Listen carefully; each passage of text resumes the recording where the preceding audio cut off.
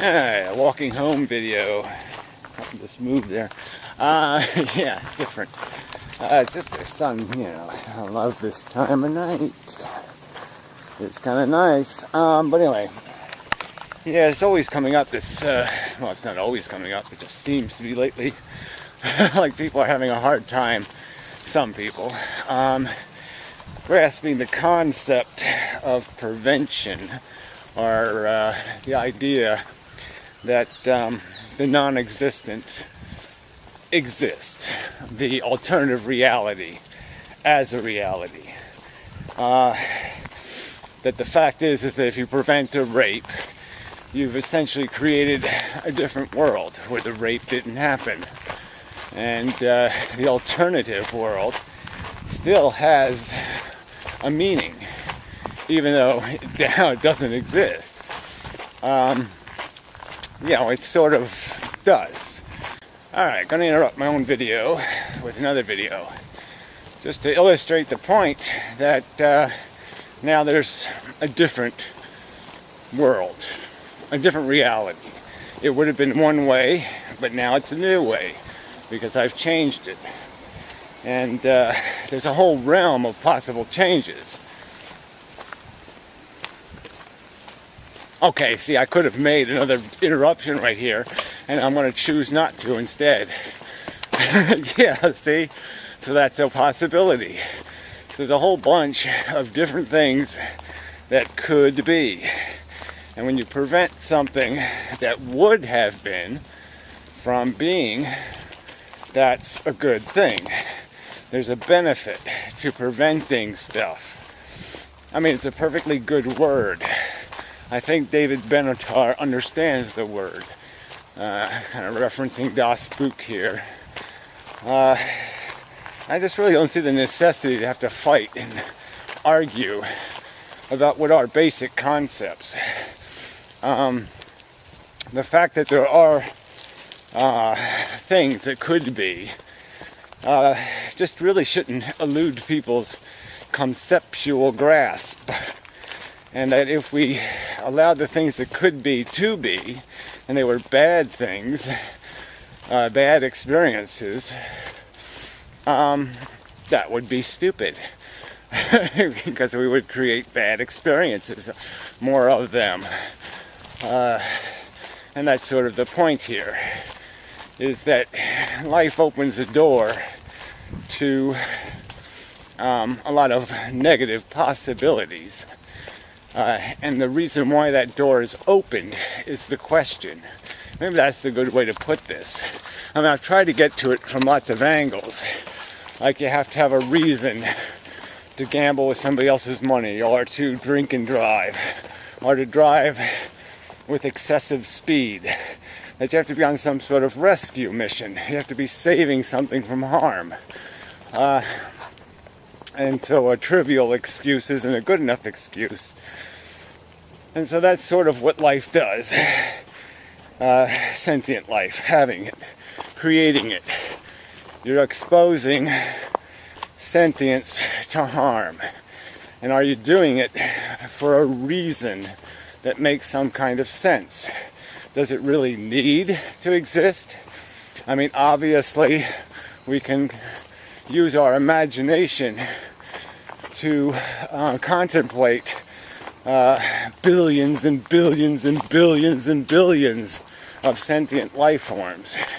We can, just as we can imagine to some extent, obviously we can't fully comprehend it proportionally, but we can certainly imagine a concentration camp at a time. And then we can imagine its non-existence. Would it be great if it didn't exist? If people didn't suffer that horror? And you can do the same thing here. We can imagine things and say, well, they're certainly subjected to no harm. The non-existent Martians are not in pain. They're not missing something necessary to them. We don't lament for their non-existence. So what would be our cause, our reason to expose them to the possibility of enduring harm. And one can't come up with a good answer to that question, because our life is driven by desire, by need, by hunger. The question would be as kind of naive and stupid as asking the question, would you eat if you weren't hungry, if you had no taste for it, no desire to, if the experience wasn't innately rewarding? Yeah, it just doesn't work. It just isn't going to happen. And so there's no rational cause to populate Mars, or Jupiter, or Venus. There's no rational reason to think the universe would be better off if we mutated some 4-eyed humans, or 8-eyed humans, and abandoned them on Saturn, because we made them so they could live there. What would be the purpose of it? What would be the accomplishment? Except to open a door to harm. There would be no... again, I mean, the argument is basically this, that logically, for something to be good, it has to satisfy a negative condition, a deprivation, or an overt harm. So if it isn't fixing a desire, a deprivation, or a being in a highly negative, hurtful position or condition, then it isn't a doable action. It isn't a functionable, serviceable, sensible, rational, reasonable thing to do.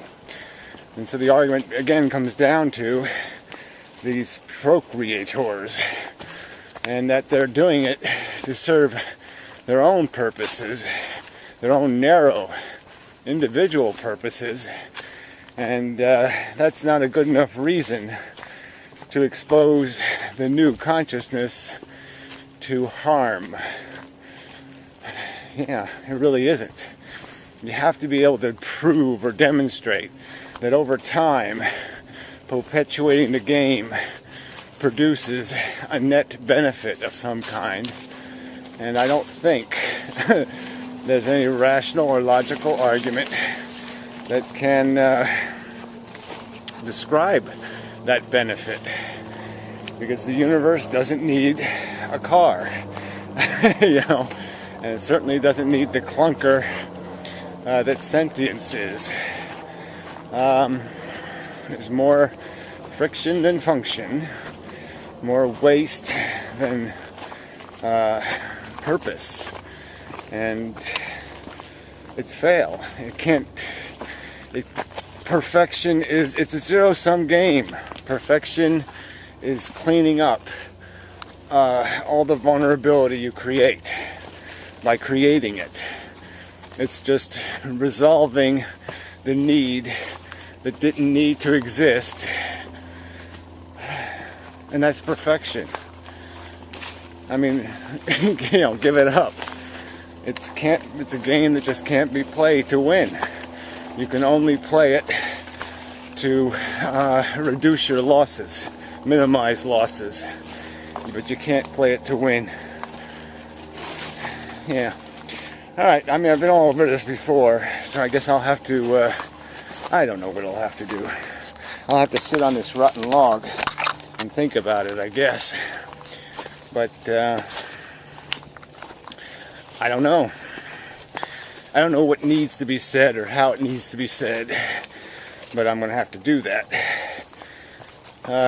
I guess people keep mixing these arguments and blending them, and so that's really part of the problem. Is you got to separate each issue, and yeah, but some people don't even get the pain thing, and they think most suffering and pleasure is somehow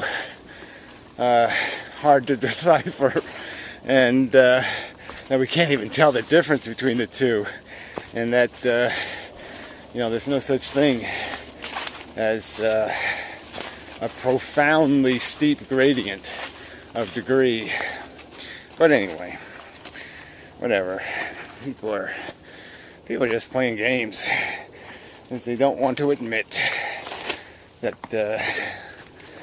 it is fail, because that doesn't suit their it takes the edge off, I guess.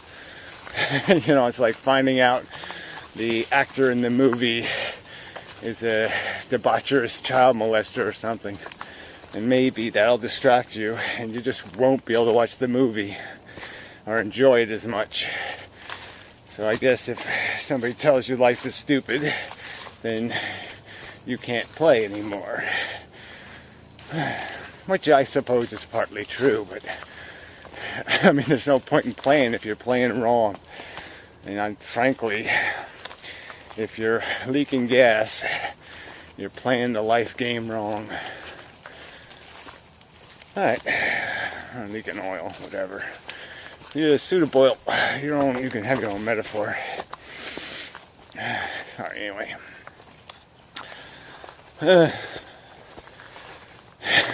Yeah, I had a rough day. Weather's getting a little funky. Fucking up my nerve damage and my jaw. But anyway, it's my problem. Won't complain, blah blah blah. Hibiscus are nice. We'll look at flowers for the end of the video. That would be nice.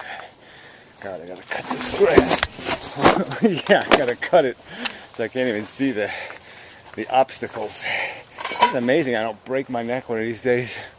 I almost fall down a tremendous amount of times. I do it all the time. Almost fell down. Look at those big hook, big in your hand comparison. Big flowers. Big.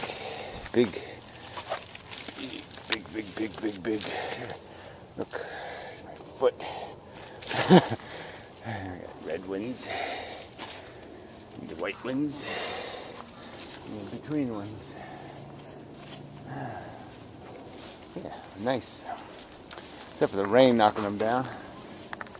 So anyway, till next time and such.